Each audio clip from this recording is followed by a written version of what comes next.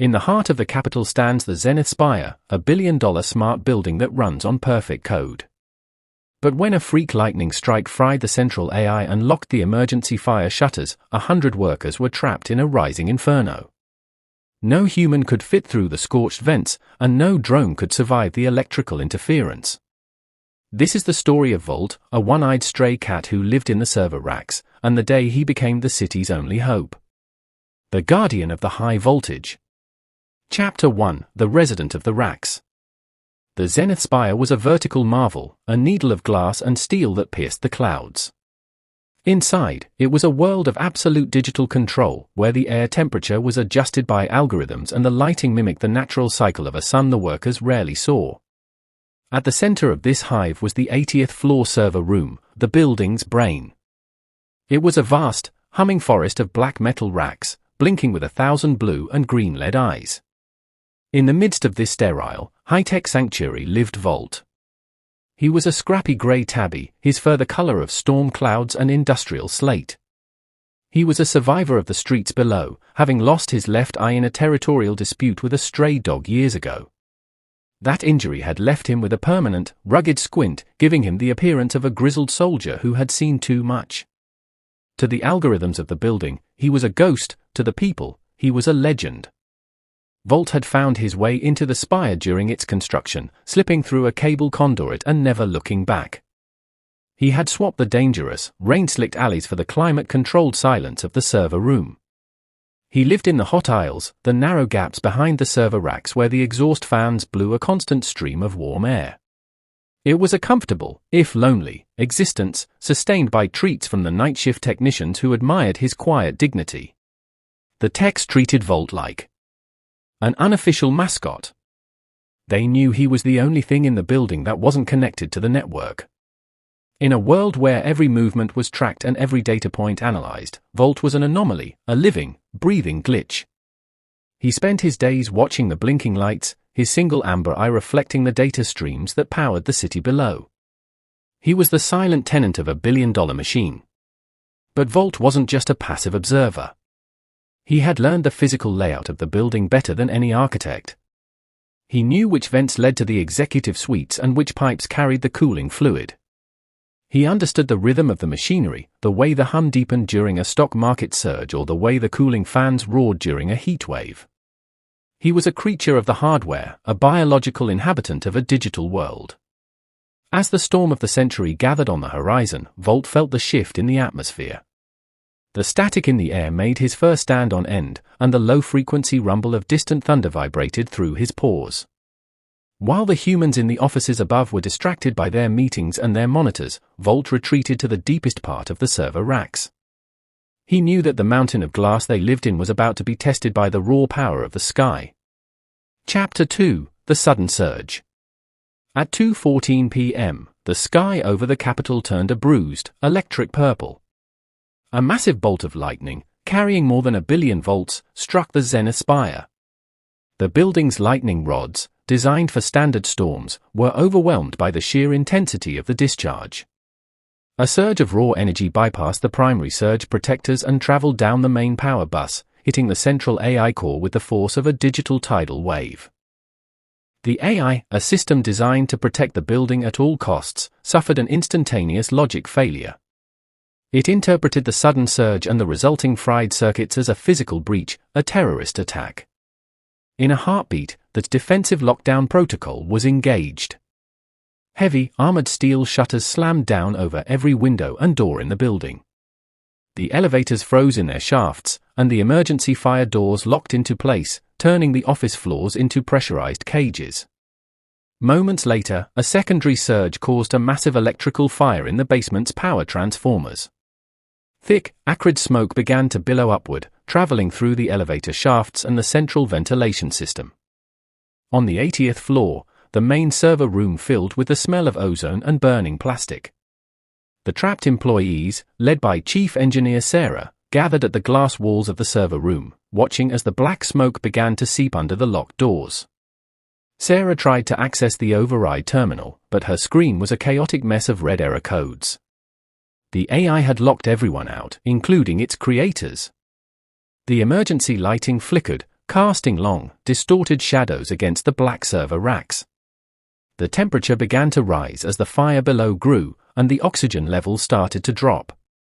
They were trapped in a masterpiece of modern engineering that had suddenly become a high-tech oven.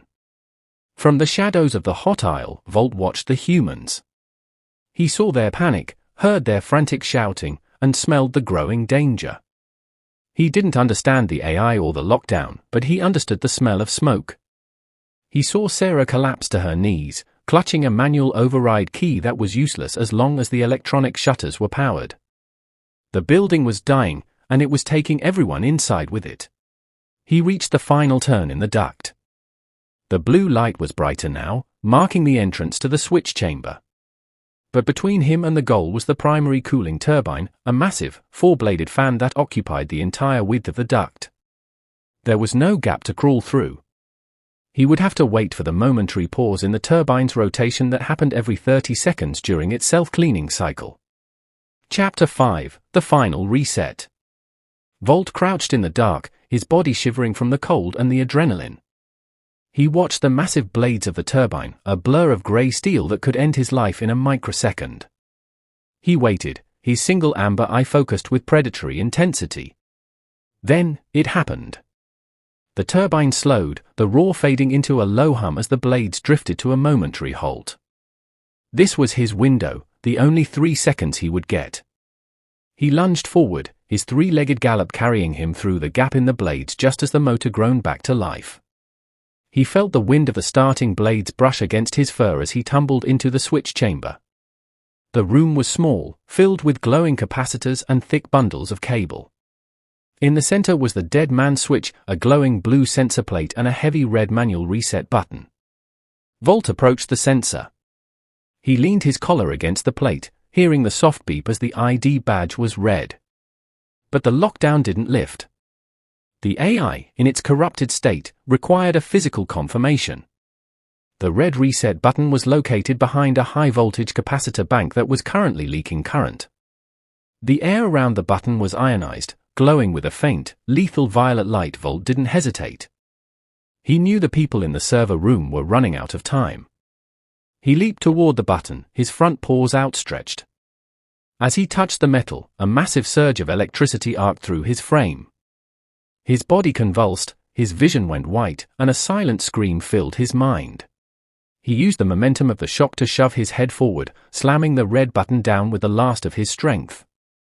The sound of the reset was like a thunderclap. All at once, the screaming fans died, the blue arcs of electricity vanished, and the heavy magnetic locks on the fire shutters throughout the building released with a massive, synchronized thud. Volt fell back onto the floor of the chamber, his fur scorched and his breathing shallow. He had broken the fever of the machine. He had saved the Spire. Chapter 6: The Zenith Hero. The first thing Sarah felt was the rush of fresh, cool air as the shutters slid open. The toxic smoke was sucked out of the room by the emergency ventilation, and the sound of sirens from the street below finally reached their ears. "He did it," she whispered, looking at the dark vent. The little guy actually did it. While the other workers scrambled toward the exits, Sarah stayed by the vent, calling Volt's name into the darkness. It took the fire crews 20 minutes to reach the internal switch chamber. They expected to find a fried circuit or a failed drone. Instead, they found a small, soot-covered tabby cat lying next to the reset button. Volt was unconscious, his heart beating a slow, steady rhythm.